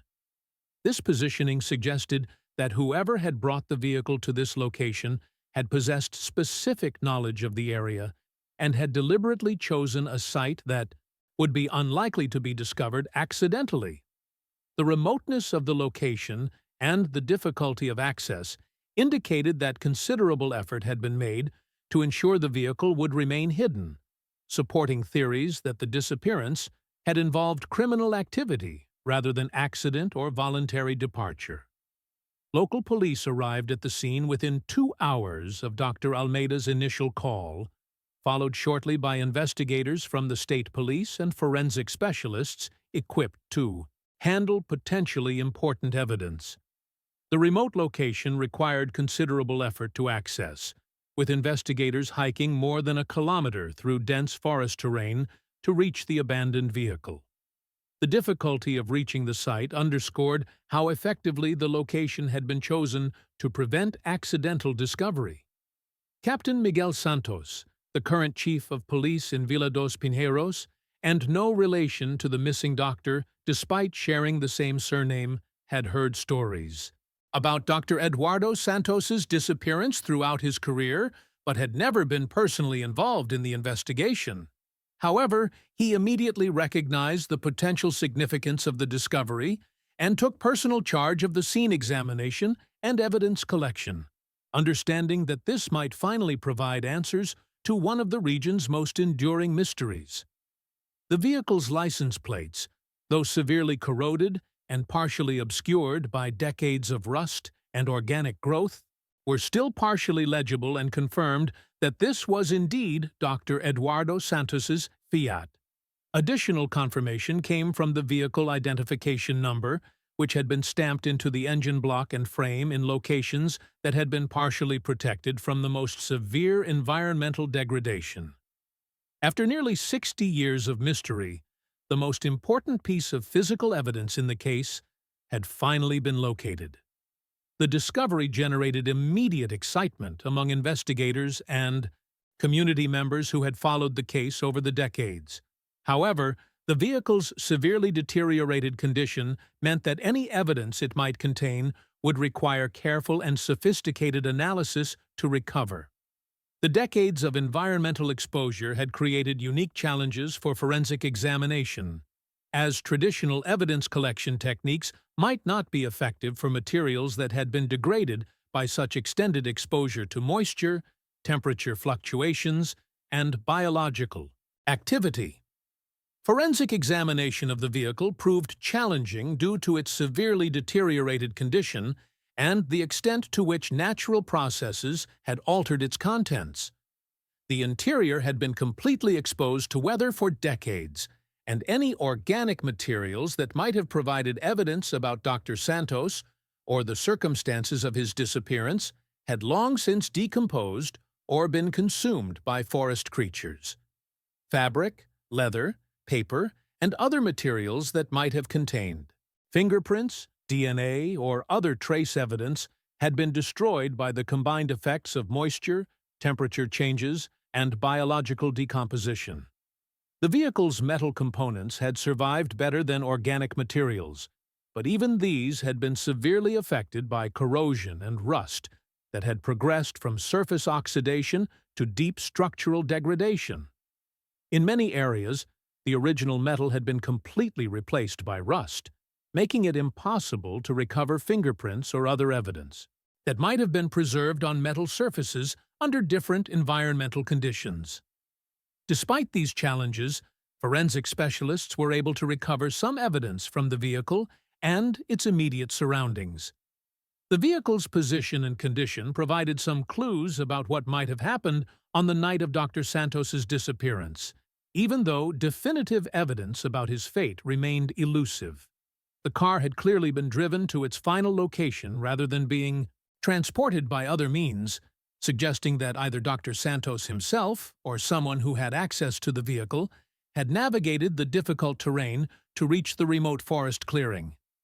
Investigators found no obvious signs of violence or struggle within the vehicle, but the advanced state of deterioration made it impossible to rule out the possibility that evidence of a crime had been present but had been destroyed by time and weather.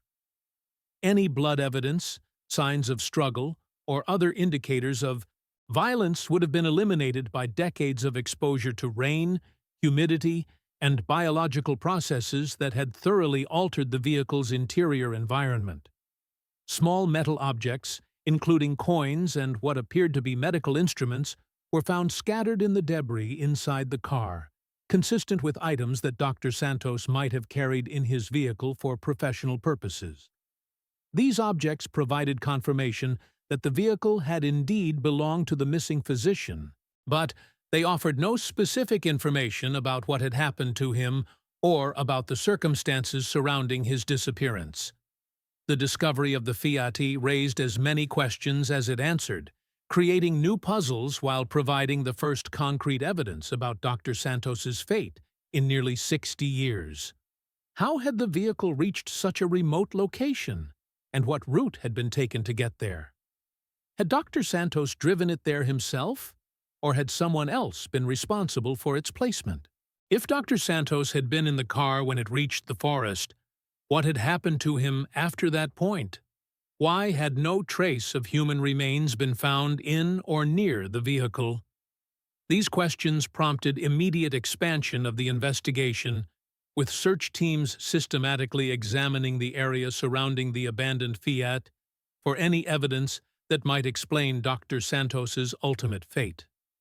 Using metal detectors, ground-penetrating radar specifically designed for forest environments, and trained search dogs, investigators covered hundreds of square meters of forest terrain, hoping to find clothing, personal effects, or human remains that might provide answers to the decades-old mystery.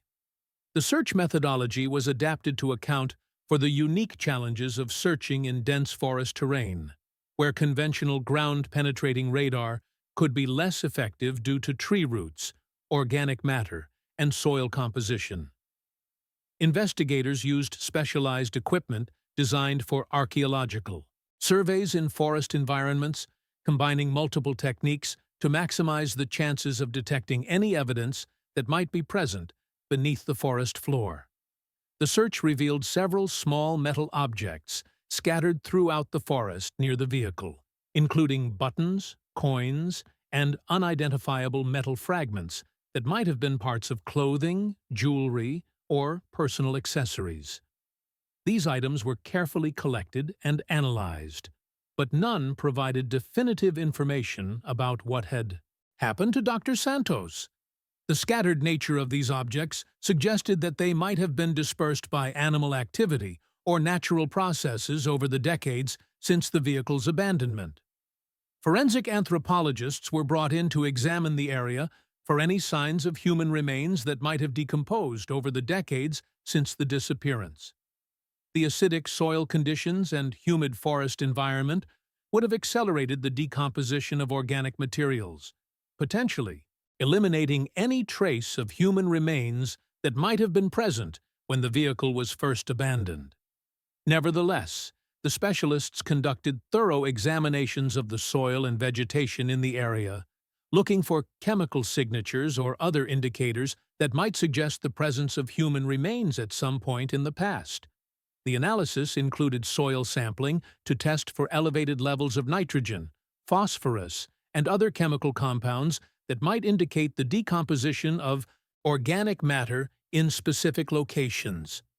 Advanced techniques such as cadaver dog searches and chemical analysis of soil samples were employed to search for trace evidence of human remains, even though the passage of time made such evidence unlikely to have survived in detectable concentrations.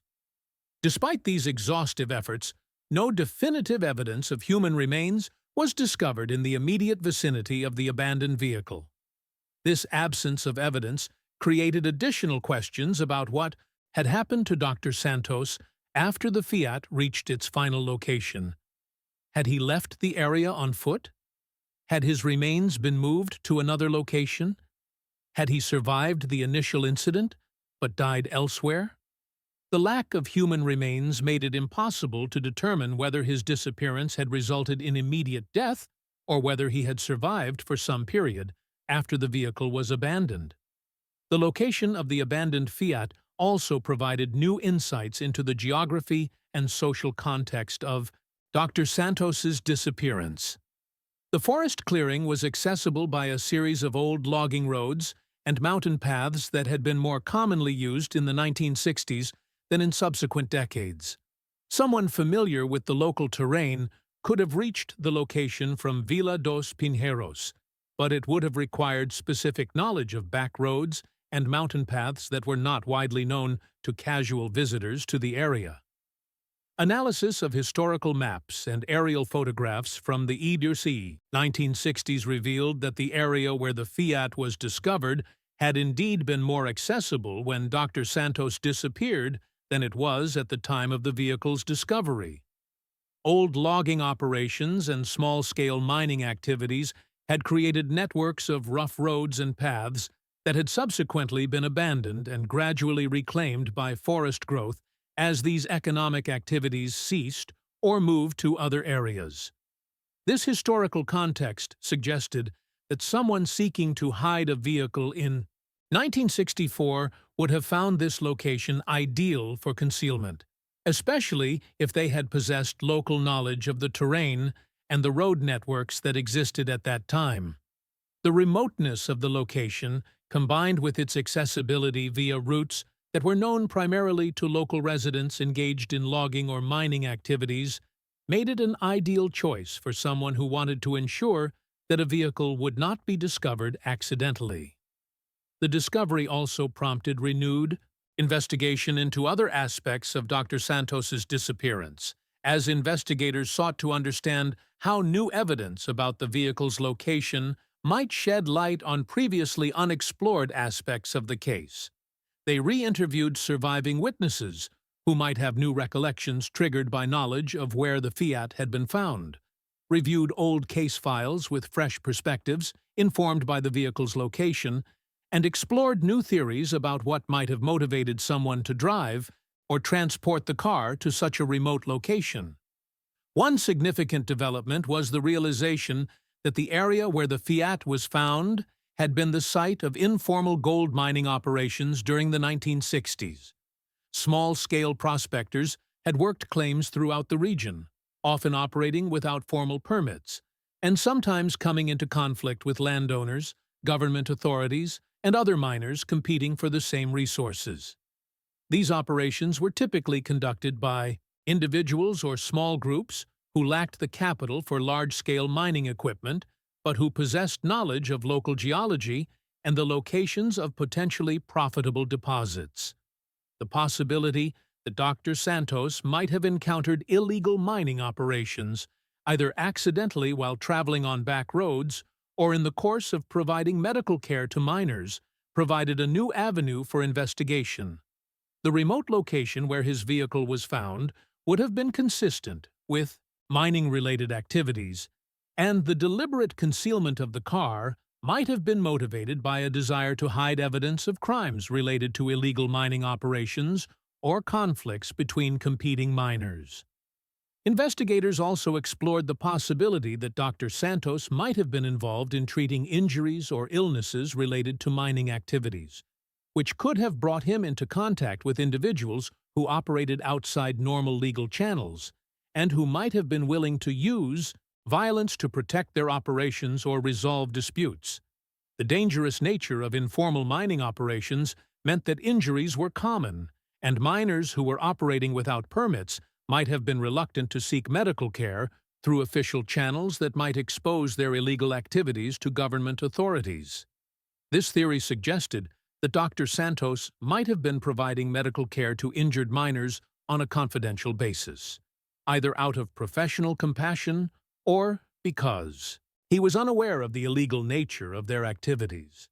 If conflicts had arisen between competing mining groups, or if government authorities had begun investigating illegal mining operations, Dr. Santos might have been seen as a potential witness whose testimony could expose criminal activities or identify individuals involved in illegal operations.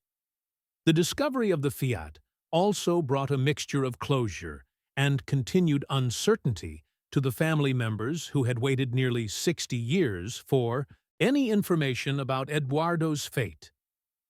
Maria Clara Santos, now 95 years old and living in São Paulo with her daughter's family, received the news with mixed emotions that reflected the complex nature of finally learning something concrete about her husband's disappearance after so many decades of uncertainty. While she was grateful that this important piece of evidence had finally been found, confirming that Eduardo had not simply abandoned his family and responsibilities, she remained heartbroken by the continued absence of answers about his ultimate fate. The discovery of the vehicle provided proof that something had happened to prevent his return home, but it did not answer the fundamental questions about whether he had died immediately or had survived for some period, whether his death had been the result of accident or deliberate violence, or whether his remains might someday be found and properly buried. Ana Lucia Santos, now 59 years old and a respected pediatrician with her own family and medical practice, traveled to Vila dos Pinheiros to see the location where her father's vehicle had been discovered. The journey represented both a pilgrimage to connect with the father she had never known and an attempt to find some measure of closure after a lifetime of wondering about his fate. Walking through the forest to the clearing where the rusted FIAT sat among the trees, Ana Lucia experienced a complex mixture of emotions that reflected the surreal nature of finally seeing physical evidence of her father's final day. The vehicle, so completely integrated into the forest environment that it seemed to have become part of the natural landscape, represented both a connection to Eduardo's memory and a stark reminder of the violence or tragedy that had prevented him from returning home to meet his daughter. Standing in the forest clearing, Ana Lucia tried to imagine what had happened in this remote location nearly 60 years earlier and what her father might have experienced during his final hours. The peaceful forest setting seemed inconsistent with violence or tragedy, yet the deliberate concealment of the vehicle suggested that something sinister had occurred. The contrast between the serene natural environment and the dark implications of the vehicle's presence created a surreal and emotionally overwhelming experience.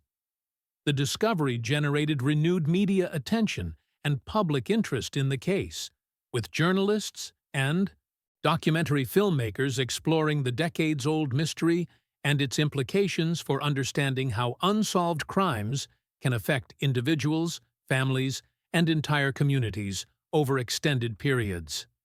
The story of Dr. Eduardo Santos's disappearance and the recent discovery of his vehicle became a symbol of the enduring nature of unresolved mysteries and the persistence of hope, even in the face of seemingly insurmountable obstacles to finding truth and closure.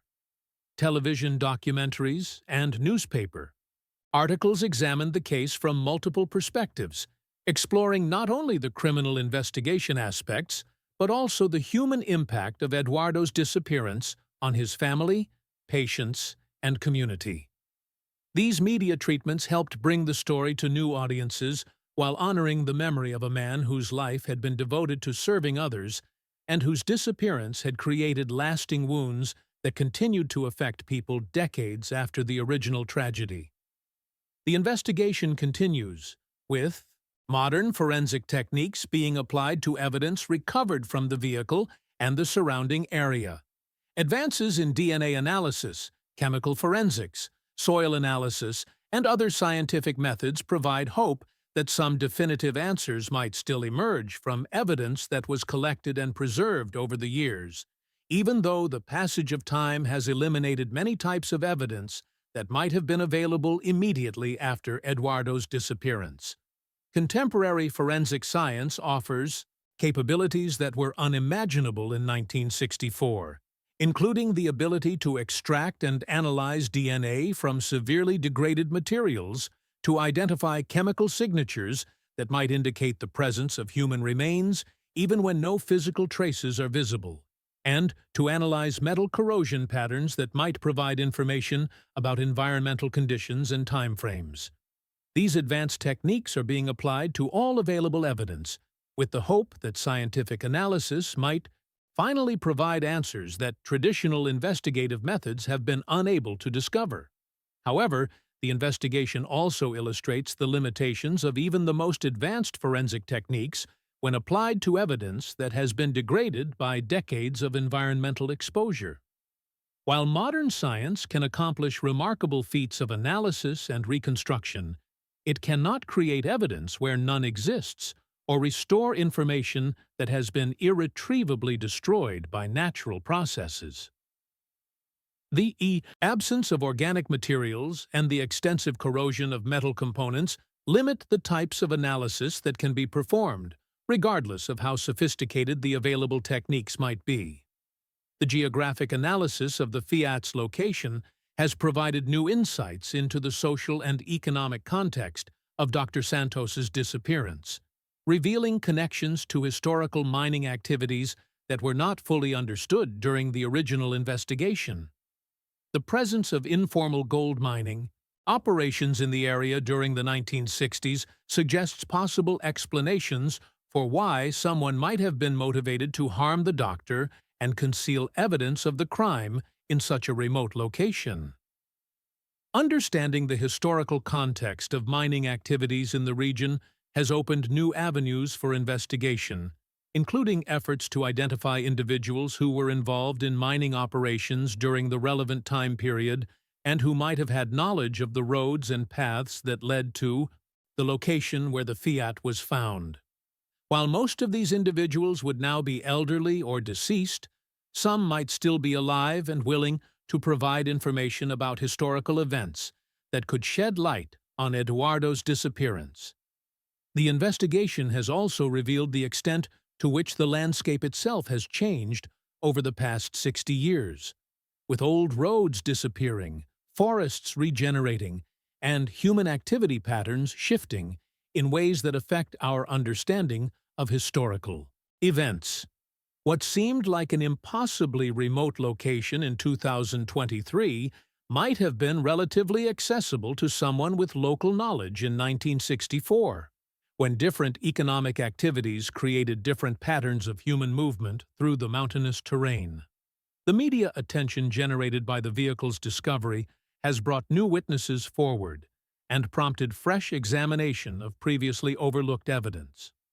Social media and modern communication technologies have allowed information about the case to reach audiences that would have been impossible to contact during the original investigation, potentially connecting investigators with people who possess relevant knowledge or memories about events from the 1960s. Several individuals have contacted authorities since the vehicle's discovery, claiming to have information about mining activities, road networks, or other aspects of life in the region during the time period when Eduardo disappeared.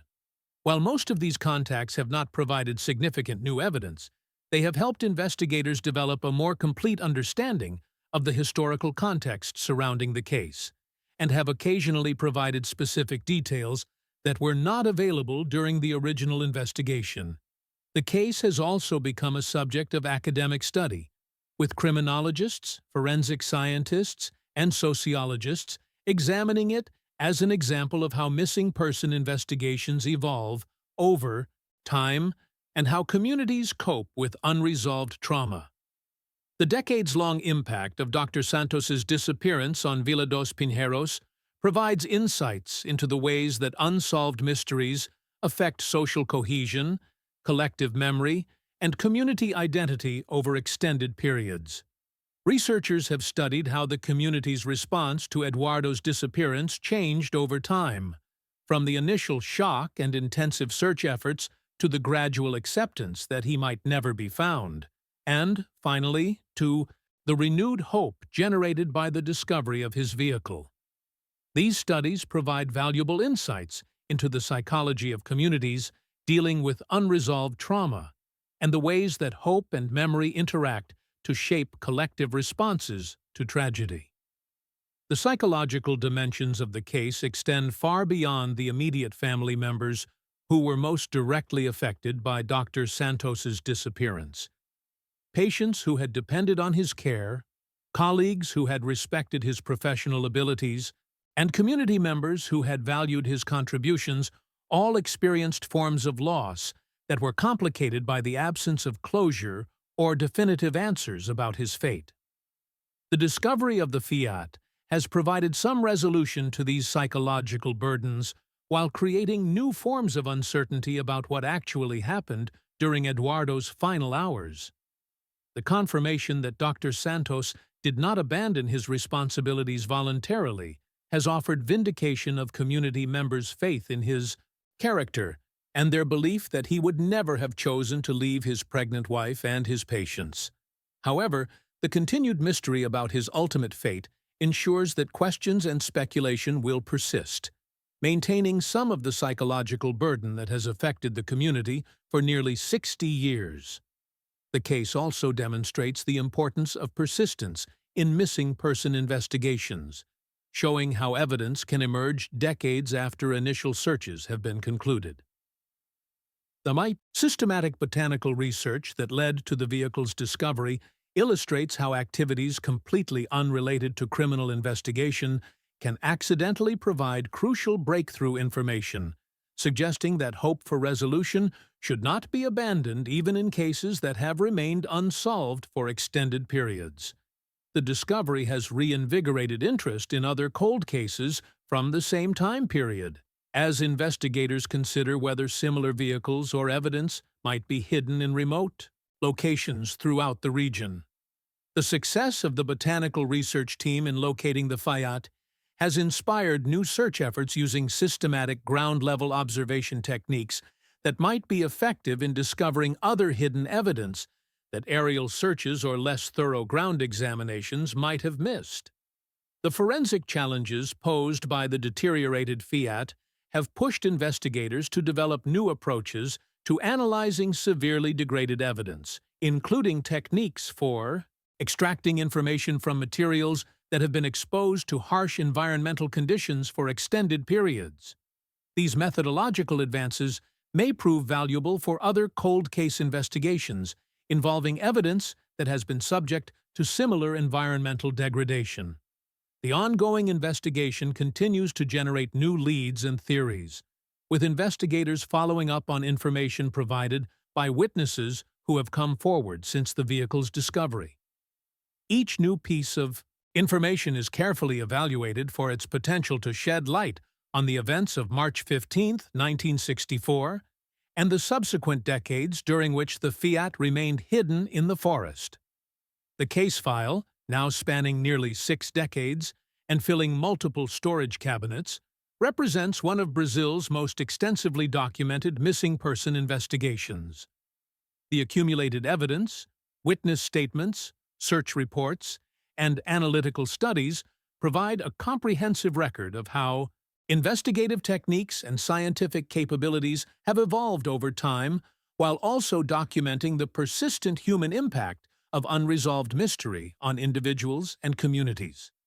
The story of Dr. Eduardo Santos and his missing FIAT ultimately transcends the specific details of one man's disappearance to become a broader meditation on the nature of mystery, memory, and human resilience in the face of uncertainty.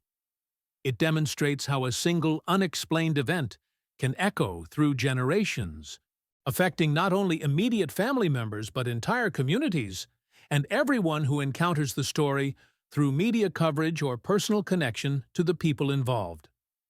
The rusted vehicle, now carefully preserved in a police evidence facility where it undergoes continued forensic analysis, serves as a tangible link between past and present, between the hopeful young physician who drove it on his final day and the investigators who continue searching for answers nearly 60 years later. Its survival through decades of forest reclamation proves that some evidence can endure even the most challenging environmental conditions, maintaining the possibility that definitive answers may still emerge through continued investigation and analysis. As the investigation continues, incorporating new technologies and fresh perspectives while building on decades of accumulated knowledge and experience, the case of Dr. Eduardo Santos remains a testament to the enduring power of hope and the refusal to accept that some questions must remain forever unanswered.